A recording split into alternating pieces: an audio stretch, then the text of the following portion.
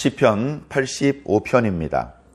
오늘 시편을 읽으면 어쩌면 뭐지 이거 왜 이렇게 표현이 되어 있지? 조금 이상스럽게 느낄 수도 있을 것입니다. 저도 이 시편을 처음에 읽을 때는 그런 느낌을 가졌었습니다.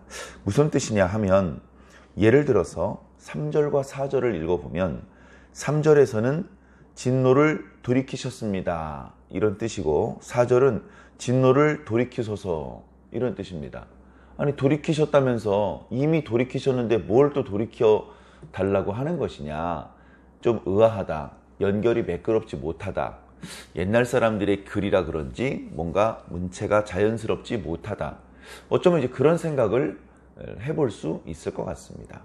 그러나 오히려 좀 다르게 생각을 하면, 자, 이것은 시다. 우리가 학교 다닐 때 시를 배우죠. 여러 종류의 시가 있습니다. 우리나라에서도 예를 들면 향가도 있고 고려가요도 있고 또 무슨 시조도 있고 또 한문으로 된 오온율시, 칠원절구 그런 형식의 또 시도 있을 수 있습니다. 자, 그런데 보통 우리가 학교를 다니면서 동시 이런 것들을 배울 때 보면 연으로, 그 전체 시가 몇 개의 연으로 나누어져 있고 각 연은 몇 개의 행으로 나누어져 있죠. 예를 들면 1연은 3행이고 2연은 4행이고, 물론 전체가 연 구분 없이 하나로 되어 있는 시도 있습니다. 연 구분 없이 길게 산문시처럼 이어지는 그런 시도 있습니다만, 저희들이 이제 학교를 다니면서 교과서에서 보았던 동시들 중에는 이렇게 몇 개의 행으로 구성된 연이 몇 개의 연으로 이렇게 나누어져서 전체 시를 구성하는 그런 시들이 대부분이었던 것 같습니다. 그런데 우리들이 지금 보고 있는 성경에도 많은 시가 있거든요. 시편도 시로 되어 있고 그 다음에 여러 가지 성문서, 잠언이라든가 전도서 말씀, 그리고 신구약의 여러 말씀들 중간중간에 노래의 형태를 인용한 부분, 그런 부분들은 이렇게 내러티브, 산문처럼 기록된 것이 아니고 기록 양식 자체가 조금 다르게, 히브리어 원문을 찾아서 보아도 인쇄된 내용이 전혀 다른 형태로 되어 있음을 알 수가 있습니다. 그렇게 좀 형태를 달리하고 있죠. 우리가 보는 그런 동시하고는 또 다른 형태지만 이것도 시다. 그러면 간단히 말해서 3절까지가 1연이고 그러면 4절부터가 2연이 아닐까? 우리가 보는 성경책은 그런 것까지 구별할 수 없도록 그렇게 인쇄가 되어 있지만 이것은 시니까 그렇게 이해해 볼 수 있지 않을까? 그럼 1연은 하나님께서 과거에 죄악을 용서해 주시고 분노를 거두어 주신 사실을 기억하면서 하나님 정말 감사합니다. 그렇게 과거에 하나님께서 베풀어 주신 은혜를 회고하면서 과거의 일을 두고 기록한 내용이 아닐까? 그리고 4절 이하의 내용은 현재의 일, 과거에 한번 용서해 주셨는데 저희들이 그만 지금 또 범죄하고 말았습니다.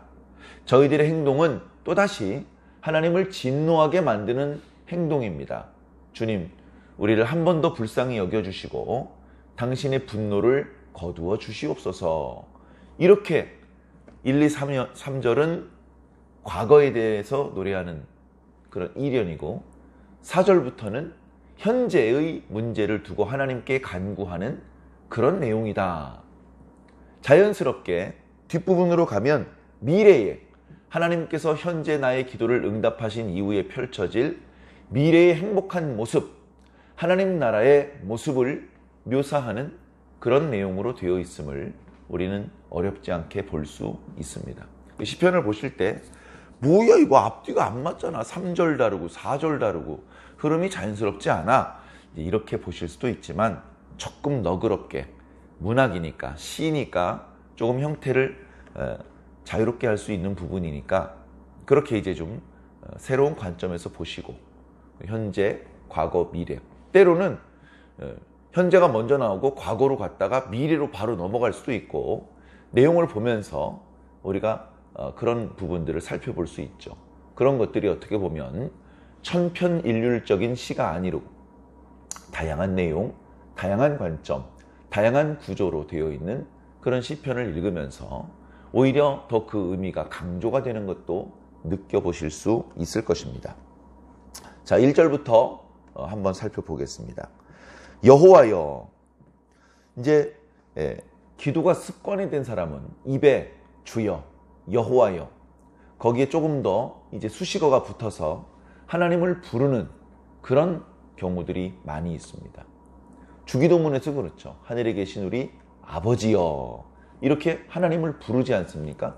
우리의 기도를 부르시는 분을 우리가 부르는 거, 이런 부분이 저는 개인적으로 매우 중요하다고 생각합니다. 아유, 뭐 올려드려야 될 소원의 내용이 얼마나 많은데 그런 것 좀 생략할 수 있는 거 아니야? 이렇게 생각해 볼 수도 있겠지만 저는 반대입니다. 오히려 다 생략해도 하나님이여, 주여, 이 내용을 생략할 수는 없습니다. 기도를 줄여서 아멘도 생략하고 다 생략을 했는데 우리가 일상적으로도 주여, 그런 표현을 쓰지 않습니까? 다 생략했지만 그건 생략할 수 없는 거예요. 우리가 주님을 부릅니다. 주님을 부를 때 뭔가 웃는 목소리로, 웃는 표정으로 부를 수도 있고 울면서 부를 수도 있습니다. 그 주님을 부르는 그 음성 속에 어쩌면 기도의 내용이 모두 함축되어 담겨 있는 것일 수도 있는 것이죠. 그래, 그걸 어떻게 생략을 합니까? 그래서 저는 시편을 읽으면서 주여, 여호와여, 이런 표현이 자주 등장하는 그런 시편을 보면 이 사람은 하나님과 매우 친밀한 사람이구나, 그런 느낌을 받습니다. 여호와여, 주께서 주의 땅에 은혜를 베푸시고 야곱의 포로된 자들이 돌아오게 하셨습니다. 참 감사합니다. 주의 백성의 죄악을 용서하셨기 때문입니다. 이스라엘 백성들이 스스로 죄값을 다 치루었기 때문에 거기서 돌아온 게 아닙니다. 세상적으로는 어떻습니까? 죄를 지었다 그러면 재판을 받고 죄에 따라서 형량이 매겨집니다. 옛날에는 다양한 형벌이 있었죠. 매로 때리기도 하고 약을 먹여서 죽이기도 하고. 그러나 현대에서는 그런 좀 미개한, 너무 잔인한 그런 형벌은 다 사라졌습니다. 심지어 사형도 직접 집행을 하지 않은 지 우리나라만 해도 수십 년이 되었습니다. 그래서 죄를 저지르면 이제 감옥에 가두는 거, 이제 그 정도죠. 감옥에 가두는데 죄값을 다 치르면, 그 기간을 다 그 감옥에서 보내면 죄값을 다 치루었다라고 생각을 하고 밖으로 나옵니다. 다시 일상생활로 돌아갈 수 있는 것이죠. 물론 대부분의 서민들의 경우는 감옥에 한번 갔다 왔다고 하면 안 좋은 이미지가 더 씌워져서 정상적인 사회생활을 하는 것이 좀 어려울 수도 있습니다. 자, 어찌 되었건 세상적으로는 그런데 영적으로는 어떠냐? 우리가 죄를 저질러 놓고 우리 죄값을 다 치를 수가 없습니다. 간단히 말씀드려서 우리가 아주 작은 죄 하나를 지었으면 목숨으로 갚아야 됩니다. 죽어야 되는 것이죠. 우리의 삶이 끝나야 되는 것입니다. 그러면 죄값을 치른 다음의 삶이라는 건 없는 것이지 않습니까? 죄를 지었는데 우리가 계속 살고 있다? 죄값을 다 치루었기 때문이 아닙니다. 하나님께서 용서해 주셨기 때문에 그렇습니다. 하나님께서 용서해 주셨기 때문에 그렇다는 겁니다. 하나님의 용서가 필요 없는 인간은, 하나님의 용서가 필요 없는 죄인은 단 한 명도 없습니다. 우리는 용서를 받는 것을 넘어서 본래는 죄인이었는데 용서를 받을 뿐 아니라 하나님의 자녀가 되었습니다. 하나님의 모든 소유를 유산으로 상속받을 수 있는 양자가 되었습니다. 어떻게 그럴 수가 있죠? 우리의 바람으로, 우리의 능력으로, 우리의 의지로 그렇게 할 수 없습니다. 하나님께서 그렇게 해주신 것입니다.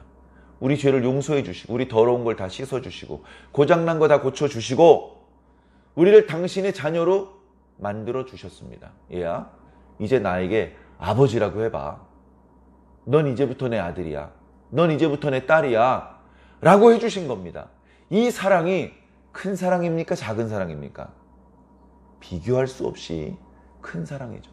문제는 그런 사랑을 받았는데도 또다시 하나님을 배반하고 하나님을 버리고 다른 데 가서 머리를 조아린다는 것입니다. 하나님께서 또다시 진노하시죠. 이번에는 용서받기 어려운 것입니다. 자, 그런 영적인 상황을 전제로 말씀을 살펴보시기 바랍니다. 주의 백성의 죄악을 용서하셨고 그 모델을 죄를 덮어주셨습니다. 3절에 주의 모든 분노를 거두셨고 주의 진노를 돌이켜주셨습니다. 너무나 감사하죠. 78편인가요? 그때 시편을 묵상할 때도 하나님께서는 우리의 죄를, 우리를 향하신 당신의 분노를 다 쏟지 않으신다.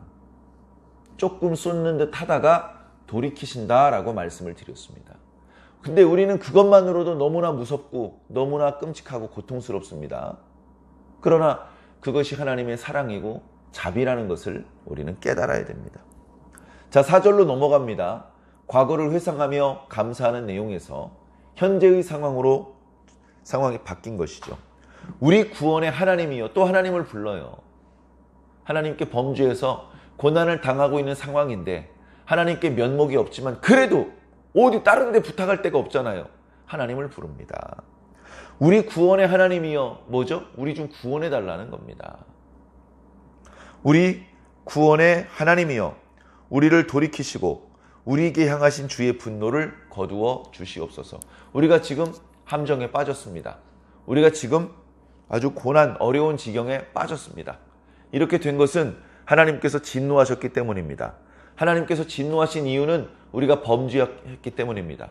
하나님, 근데 우리 여기 또 죽을 것 같습니다. 너무 힘들어요. 우리의 죄를 용서하시고 우리를 향한 당신의 진노를 거두어 주신 후에 우리를 구원하여 주시옵소서라고 기도하는 내용입니다. 5절에 주께서 우리에게 영원히 노하시겠습니까? 대대로 진노하시겠습니까? 안 그러실 거죠? 주께서 우리를 다시 살리실 것이죠? 주의 백성인 우리들을 주님께서 이제 다시 기뻐하실 것이죠? 그렇게 기도하는 것이죠. 여호와여, 또 하나님을 부르네요. 주의 인자하심을 우리들에게 보여주시옵소서. 주의 구원을 우리에게 주시옵소서. 자, 우리가 하나님께 용서받습니다. 왜 용서받죠? 우리는 하나님께 용서받을 건덕지가 하나도 없어요. 하나님께서 인자하시기 때문에 그렇습니다. 자비가 많으신 분이기 때문에 그렇습니다. 그래서 죄인이 형벌을 받는 것을 참아보지 못하시고 용서하시며 그 진노를 거두시는 것이 하나님의 인자하심이기 때문에 그렇습니다. 그러니 우리가 하나님께 기도할 때에도 그 인자하심에 호소해야 되는 것이죠. 하나님은 인자하신 분 아니십니까?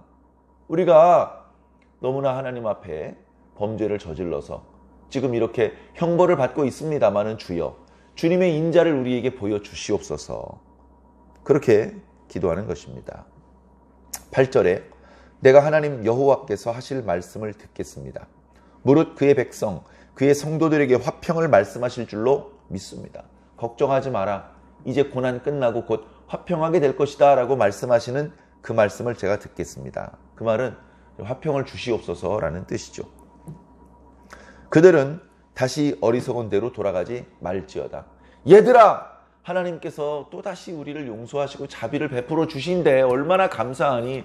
그러니 제발 또다시 하나님의 진노를 일으키는 행동하지 마라 라고 동료 형제들에게 당부하는 내용입니다.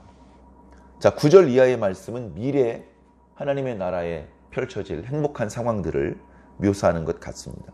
진실로 그의 구원이 그를 경외하는 자에게 가까우니 영광이 우리 땅에 머무를 것이다. 인애와 진리가 만나고 의와 화평이 서로 윗맞추고 진리는 땅에서 솟아나고 의는 하늘에서 굽어보도다. 여호와께서 결국 최종적으로는 우리에게 좋은 것을 주실 것이다. 우리 땅이 산물을 많이 낼 것이다. 의가 주의 앞에 서고 앞서가고 주의 길을 닦을 것이다. 앞으로는 이런 이상적인 하나님의 나라가 펼쳐질 것이다. 이런 나라를 우리가 천국이라고 부르고 새 하늘과 새 땅이라고 말하는 것 아니겠습니까? 그 나라의 물리적인 것, 거기는 나무가 많고 열매가 달어, 이런 표현이 아니라 의와 진리, 이런 조금은 형이상학적인 표현을 쓰셨지만 우리는 이 나라를 간절히 사모하고 있습니다. 현실에 우리의 고난은 아직 끝나지 않았지만 우리에게 주신다고 약속하신 이 하나님의 나라를 우리가 소망하면서 현재의 고통을 잘 인내해 주시기를 부탁을 드립니다. 오늘 시인이 당부한 것처럼 하나님께서 싫어하시는 생각과 말과 행동으로 또다시 하나님을 진노하게 만들지 마시고 이제는 하나님께서 우리를 용서해 주시고 구원해 주신 것을 감사하며 하나님을 기쁘시게 하는 것으로 우리들의 삶의 시간을 채워나가시기를 예수님 이름으로 간절히 축원합니다. 아멘.